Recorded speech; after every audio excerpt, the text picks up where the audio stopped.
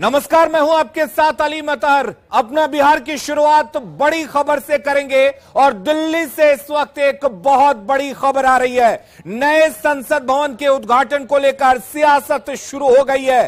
TMC, आम आदमी party और लेफ्ट पार्टियों के बाद आरजेडी और जेडीयू ने भी संसद भवन के उद्घाटन कार्यक्रम से दूरी बना ली है। प्रधानमंत्री नरेंद्र मोदी 28 मई को नए संसद भवन का उद्घाटन करेंगे। विरोध करने वाले दल प्रधानमंत्री के बदले राष्ट्रपति के हाथों उद्घाटन कराने की मांग कर रहे हैं और अब विरोधियों में आरजेडी और जेडीयू का नाम भी जुड़ गया है। यानी कि आरजेडी और जेडीयू ने भी संसद भवन के उद्घाटन समारोह से दूरी बनाने का फैसला किया है। पहले टीएमसी और आम आदमी पार्टी जैसी पार्टियां जो हैं वो नए संसद भवन के उद्घाटन समारोह का विरोध कर रही थी, लेकिन अब इसमें जेडीयू और आरजेडी का नाम भी जुड़ गया है। यानी कि जेडीयू और आरजेडी भी इस नए संसद भवन के उद्घाटन समारोह से दूरी बनाकर रखेगी। दरअसल ये सभी पार्टियां चाहती हैं कि प्रधानमंत्री नरेंद्र मोदी की जगह राष्ट्रपति इस नए संसद भवन का उद्घाटन करे और इसी को लेकर ये पार्टियां विरोध कर रही हैं। हमारी पार्टी का केंद्रीय नेतृत्व इस सवाल पर फैसला लेगा जिसे मुझे जानकारी नहीं है, लेकिन महत्वपूर्ण विषय है कि इस नए संसद भवन पर सियासत किस बात का। राष्ट्रपिता महात्मा गांधी का ये शहादत का 75वां वर्ष है। दुनिया के अंदर में राष्ट्रपिता का सम्मान है, तो जरा नामाकरण में उनका भी नाम लेते तो अच्छा रहता, लोगों को सुकून मिलता कि राष्ट्रपिता के प्रति सम्मान दुनिया के अंदर में जो कायम है वह भारतवर्ष के अंदर में भी उस परंपरा को कायम रखे हुए है। लेकिन मुझे ये नहीं समझ में आया कि उनको बेचैनी किस बात की है। जिस व्यक्ति ने अपने प्रधानमंत्री काल में किसी चीज़ों की शिलान्यास की, आज उद्घाटन कर रहे हैं, तो आपको तो खुशी होनी चाहिए। लेकिन भारत के पार्लियामेंट के बनने पर और भारत को एक नया पार्लियामेंट मिला, नए भारत का, ये खुशी का अवसर है। लेकिन क्या ये कम्युनिस्ट और ये जो लेफ्ट के लोग हैं, जो टुकड़े टुकड़े गैंग करने वाले लोग हैं, इनको भारत के तिरंगे से, भारत के स्वाभिमान से कहाँ मतलब है? ये तो केवल अपनी राजनीति रोटी सेकते हैं और आज इतने बड़े अवसर पे भी राजनीति कर रहे हैं। तो ये जो लेफ्ट हो या आम आदमी हो, ये सब खास आदमी है और लेफ्ट नहीं, निगेटिव लोग हैं। बात करते हैं जेडीयू सांसद सुनील कुमार पिंटू से। पिंटू जी, नए संसद भवन की बिल्डिंग तैयार है, उसका उद्घाटन समारोह है 28 मई को, क्या आपकी पार्टी शामिल होगी? देखिए, हमारे पार्टी का निर्णय है कि महामहिम राष्ट्रपति महोदया के द्वारा, क्योंकि संविधान की कस्टोडियन राष्ट्रपति होती हैं और जब ज्वाइंट सेशन होता है तो ज्वाइंट सेशन के बजट सत्र के पहले सत्र को सबसे पहले राष्ट्रपति द्वारा ही सदन को संबोधित किया जाता है। इसलिए नए संसद भवन का उद्घाटन माननीय राष्ट्रपति महोदया के द्वारा ही होनी चाहिए थी। ये संवैधानिक व्यवस्था है और इस संवैधानिक व्यवस्था को कहीं न कहीं दरकिनार किया जा रहा है। इसलिए हमारे पार्टी के सर्वमान्य नेता आदरणीय मुख्यमंत्री जी का निर्णय है कि हमें इस कार्यक्रम में सम्मिलित नहीं। चलिए, बहुत बहुत धन्यवाद। तो ये थे सुनील कुमार पिंटू, जेडीयू के सांसद। कैमरामैन बिनू के साथ अमितेश सिंह, न्यूज 18 दिल्ली। देखिए, बीते कुछ दिनों में जब से हमें ये पता चला कि प्रधानमंत्री जी स्वयं ही नई पार्लियामेंट्री बिल्डिंग का इनॉग्रेशन करेंगे, तो हम सब ने सलाह दी, सुझाव दिए, अपना पक्ष रखा कि ये जो संवैधानिक व्यवस्था है पार्लियामेंट को लेकर के, जहां महामहिम को, माननीय राष्ट्रपति महोदया को ये इनॉग्रेशन करना चाहिए था, क्योंकि ये परंपरा के अनुकूल होता, रवायतों के अनुकूल होता, संविधान सर्वोपरि है, इस भावना की पुष्टि होती। लेकिन प्रधानमंत्री जी की अपनी चॉइस है, कहाँ सुनते हैं लोगों की।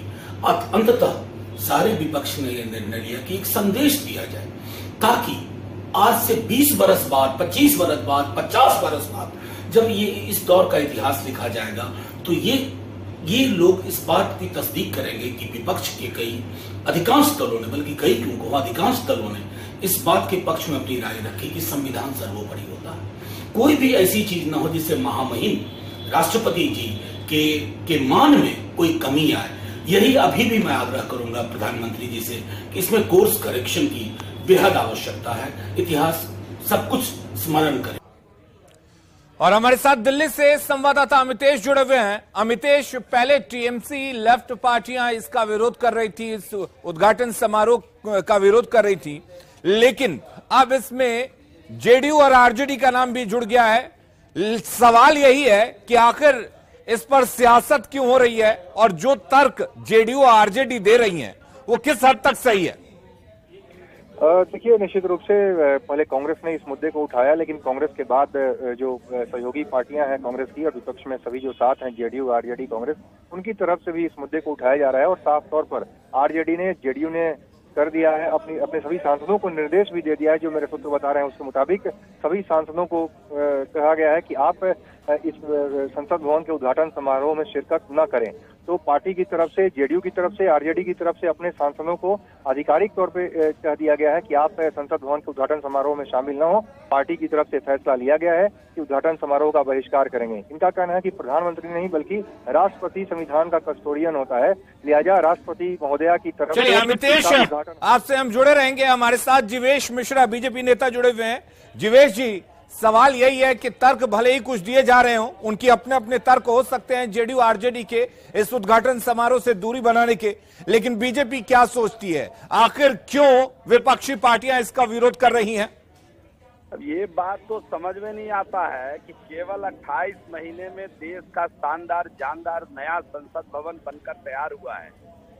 और जो लोग, आप हमारी बात याद रखिएगा, जो लोग आज इस संसद भवन के उद्घाटन का बहिष्कार करने जा रहे हैं, उसको देश की महान जनता 24 में संसद में जाने ही नहीं देगी। ये बात लिख कर रख लीजिएगा आप। ये जो हालात है, ये कोई विषय होता है क्या? यही राजनीति करने का अब समय बच गया। बिहार को विकास से भटकाने वाले लोग अब देश के विकास पर नजर डालकर बैठे हुए हैं। अब ये कौन सी बात हुई? जो ताजुब होता है कि पार्टी के आला कमान ने ऐसा कोई दिशा निर्देश जारी किया है, ये तो ताजुब होता है। अब कल बिहार में मुख्यमंत्री किसी चीज का शिलान्यास उद्घाटन करे और बिहार के विपक्षी पार्टी के विधायक कहे कि हम इसमें ना जाएंगे, तो ये कौन सी बात हो गई? बिहार के मुख्यमंत्री तो बिहार के हैं, प्रधानमंत्री तो देश के हैं।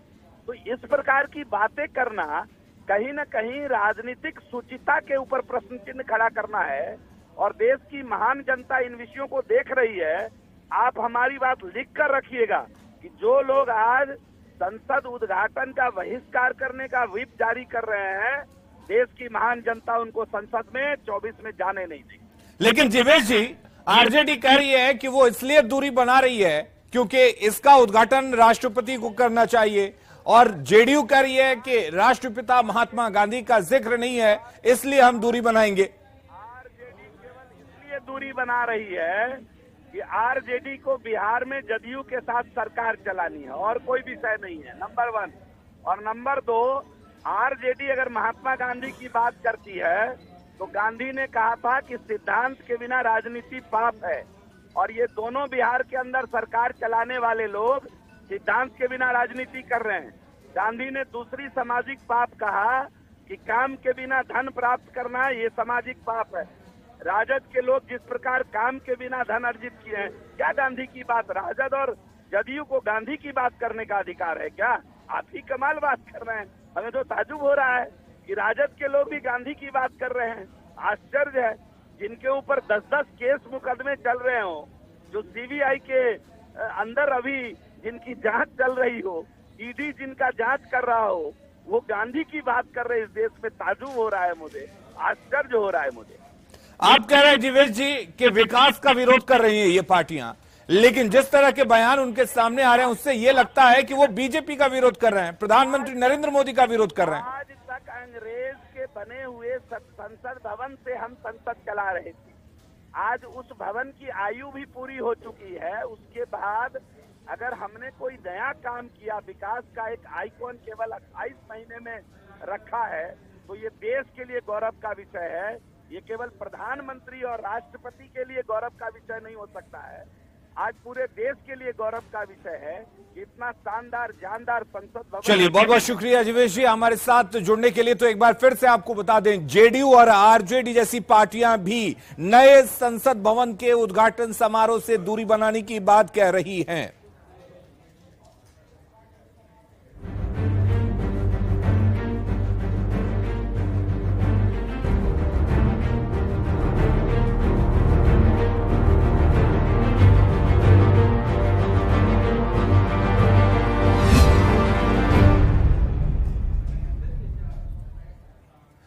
और इधर लोकसभा चुनाव 2024 और विधानसभा चुनाव 2025 में बिहार में बीजेपी अच्छा प्रदर्शन करना चाह रही है। जब से नीतीश कुमार एनडीए से अलग हुए हैं, बीजेपी की नजर उनके कोर वोट बैंक पर है। शायद यही कारण है कि बीजेपी ने सम्राट चौधरी को बिहार की कमान दी। उसके बाद नीतीश के हनुमान रहे आरसीपी सिंह को अपनी पार्टी में शामिल कराया। बीजेपी ज्वाइन करने के बाद आरसीपी आज पहली बार बीजेपी के कार्यक्रम में शामिल होंगे। दरभंगा के अलीनगर में आयोजित मिलन समारोह में ये दोनों नेता महागठबंधन के नेताओं को बीजेपी की सदस्यता दिलाएंगे। जिस तरह से सम्राट चौधरी और आरसीपी सिंह एक्टिव हुए हैं, कहा जा सकता है कि बीजेपी की नजर नीतीश के कोर वोट बैंक पर है।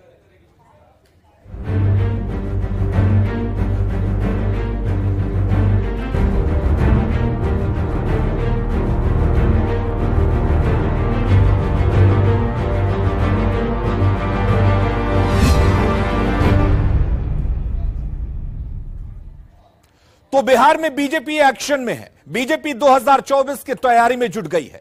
प्रदेश अध्यक्ष सम्राट चौधरी और बीजेपी ज्वाइन करने के बाद आरसीपी सिंह इन दिनों काफी एक्टिव हैं। आज दरभंगा में बीजेपी के मिलन समारोह में ये दोनों नेता एक मंच पर नजर आएंगे। इस मिलन समारोह के माध्यम से बीजेपी ये मैसेज देने की कोशिश कर रही है कि कोयरी और कुर्मी समाज उनके साथ है। आज अलीनगर विधानसभा क्षेत्र में आयोजित मिलन समारोह में महागठबंधन के घटक दलों के स्थानीय नेता बीजेपी में शामिल होंगे।